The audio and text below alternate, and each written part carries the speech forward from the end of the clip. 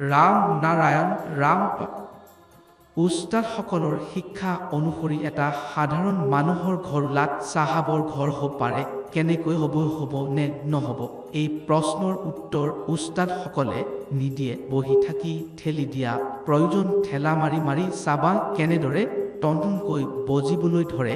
ঘড়ীৰ টিক টিকৰ দ্বাৰাই সময় আগবাঢ়ি থাকে। আমি জব কৰি টিক টিক কৰিছোঁ। ইয়াত দিনক দিনে সকলোৱে যোগ দিব। যাত্ৰাৰ সময়ত কিমান পাহাৰ আৰু নদী পাৰ হ'ব লগা হয় সেয়া জানা নাযায়। গতিত চলিলে ইয়াৰ এটা নিয়ম থাকে, ই ৰৈ যায়, বাহিৰত নাথাকে, একেলগ হয়। সেই অনুভূতি কেতিয়া আহিব?